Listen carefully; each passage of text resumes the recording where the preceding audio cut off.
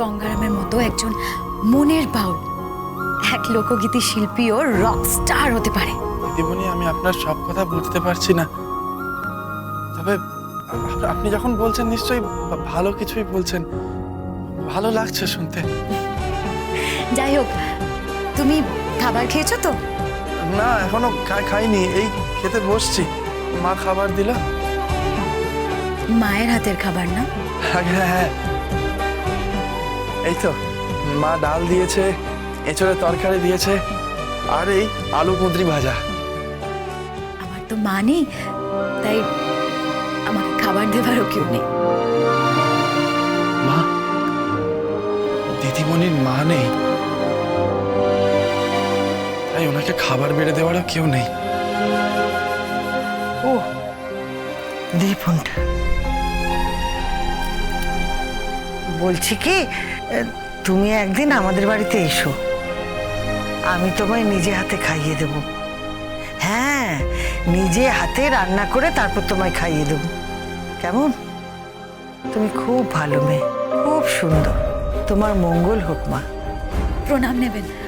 আমার আশীর্বাদ নিই, রাখি।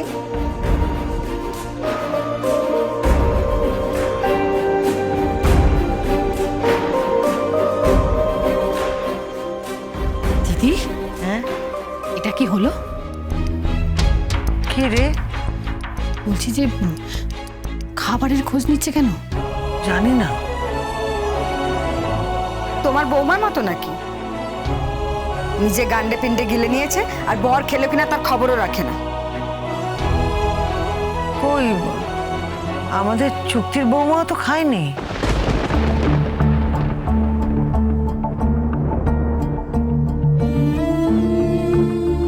তুমি কি ভেবেছো তুমি না খেলে আমি খাবো না?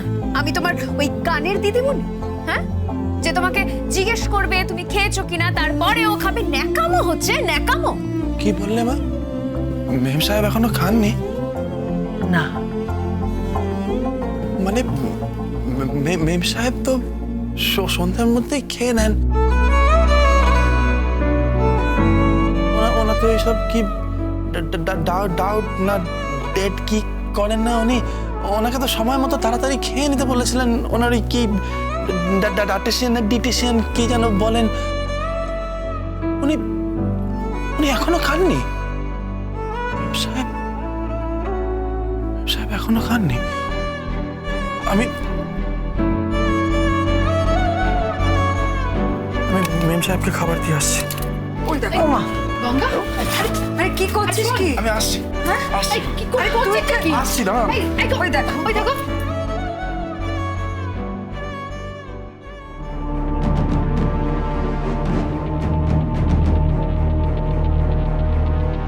মেম সাহেব, কি?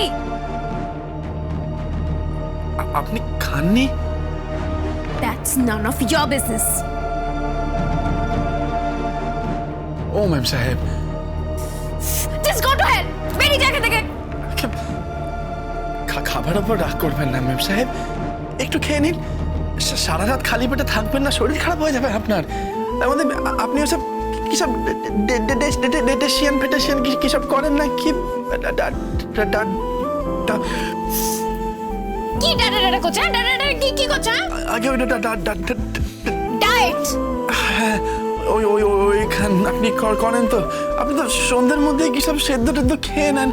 আমি তো অত শত বুঝি না, তবে আজকে খাননি কেন? কি ভাবো তুমি নিজেকে? কি ভাবো তোমার জন্য শুধু ওই একজনই না খেয়ে থাকে আর সবাই খেয়ে নেয়? কি মনে করো তুমি নিজেকে?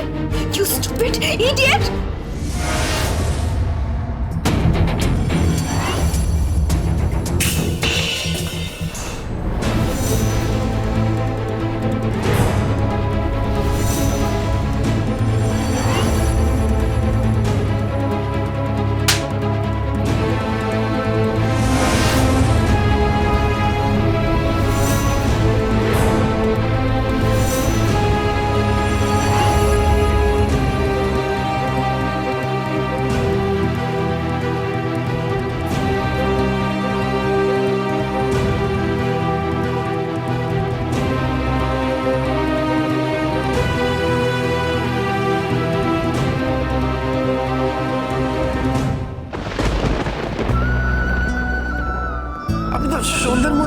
সেদ্ধ টেদ্ধ খেয়ে নেন, আমি তো অত শত বুঝি না।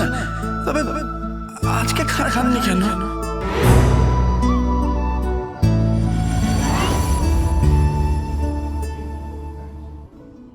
মেয়েরা না মা হলে বোঝা যায়, মেয়েরা বোন হলেও বোঝা যায়, কিন্তু মেয়েরা যখন বউ হয়ে যায় না, তখন না তাদের ঠিক বোঝা যায় না, বোঝা যায় না তাদের। উনি বলছেন উনি নাকি আমার জন্য না খেয়ে বসেছিলেন। কথা হয় নাকি কখনো আমার জন্য মেম সাহেব? কিন্তু উনি তো তাই বললেন। হয়তো রাগ করে বলছেন হয়তো। সত্যি বাড়ির বউদের বোঝা বড় দায় বোঝা। তারপরে ইনি আমার চুক্তির বউ, আর 12 দিন পরে উনি চলে যাবেন। অন্য একটা লোককে বিয়ে করে তার সঙ্গে সংসার করবে, তখন তার জন্য না খেয়ে বসে থাকবেন। কারণ ওই লোকটাকেই তো মেম সাহেব ভালোবাসবেন।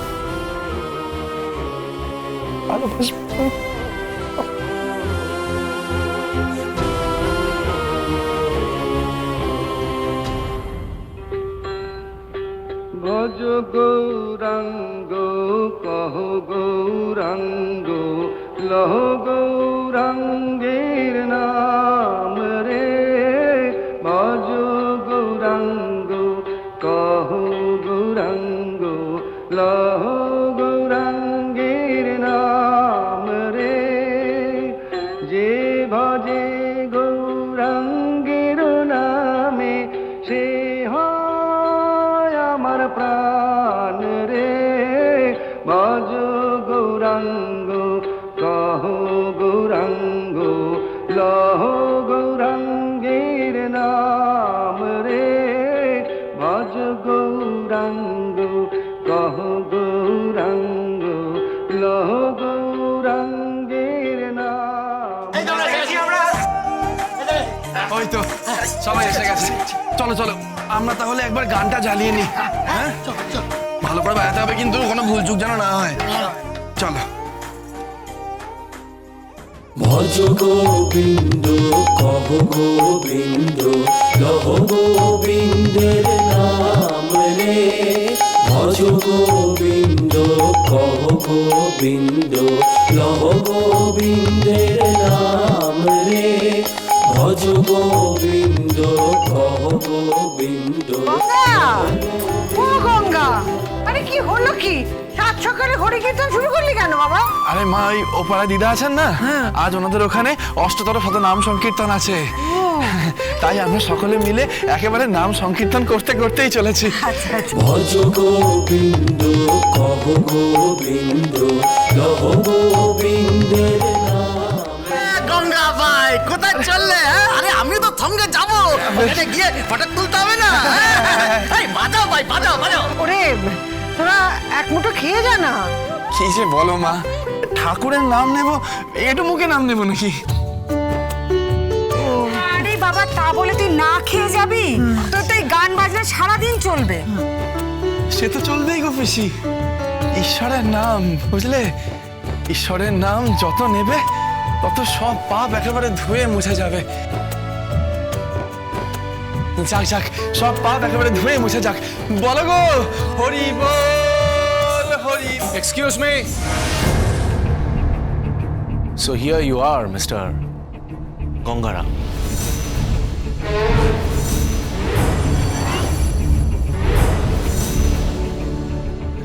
স্বামী বাবু, বিষাদা একবার ধরবে? দাও দাও দাও।